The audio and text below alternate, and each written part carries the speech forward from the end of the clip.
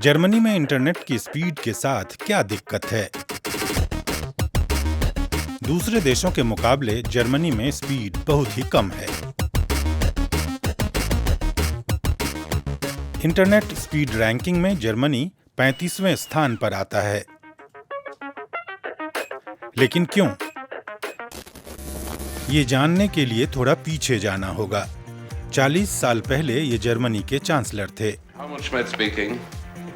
उन्होंने घोषणा की, जैसे ही तकनीकी जरूरतें पूरी हो जाती हैं, डॉयचे बुंडेसपोस्ट तेजी से integrated broadband fibre optic network तैयार करने पर काम शुरू करेगा।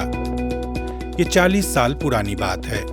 अगर श्मिट की योजना को लागू कर दिया जाता तो आज जर्मनी में सबसे एडवांस फाइबर ऑप्टिक नेटवर्क होता। लेकिन जर्मनी में ऐसा नहीं हो पाया। देश के 10% से भी कम घरों में 50 मेगाबाइट प्रति सेकंड वाला इंटरनेट कनेक्शन है। जर्मनी को तेज इंटरनेट चाहिए, और सिर्फ महामारी के दौरान ही नहीं। जर्मनी एक हाईटेक देश है। अपने आप चलने वाली गाड़ियां जल्दी ही सड़कों पर होंगी। ट्रैक्टर सैटेलाइट से नियंत्रित होंगे। अब जमाना वर्चुअल रियलिटी और ऑगमेंटेड रियलिटी का है। लेकिन बिना तेज इंटरनेट के कुछ भी संभव नहीं। तो गलती कहां हुई? 1980 के दशक में चलते हैं। 1982 में नई सरकार ने सत्ता संभाली। हेलमुट कोhl चांसलर बने। उन्होंने फाइबर ऑप्टिक नेटवर्क की योजना को रोक दिया और जर्मनी की जांची परखी कॉपर टेलीफोन केबलों पर भरोसा जताया। वे सस्ती थी और जर्मन घरों में प्राइवेट टीवी चैनल भी पहुंचा सकती थीं। लेकिन इस फैसले के गंभीर परिणाम सामने आए। हालांकि आज देश में फाइबर ऑप्टिक के कनेक्शन बढ़ गए हैं, लेकिन ज्यादातर जगहों पर जंक्शन बॉक्स कॉपर के हैं, जिनसे इंटरनेट की रफ्तार धीमी हो जाती है। जर्मनी ने 2015 के बाद ब्रॉडबैंड को प्रमोट करना शुरू किया, और ये काफी देरी से किया गया।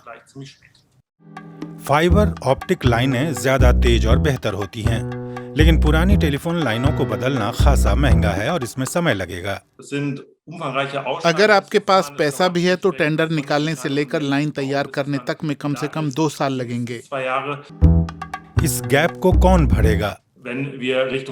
जर्मनी में फाइबर ऑप्टिक का विस्तार करना है, नेटवर्क की गीगाबाइट सप्लाई बेहतर करनी है, तो 2030 सही समय है। जर्मनी के आर्थिक मंत्री इस बारे में एस्तोनिया से मदद लेने के बारे में सोच रहे हैं।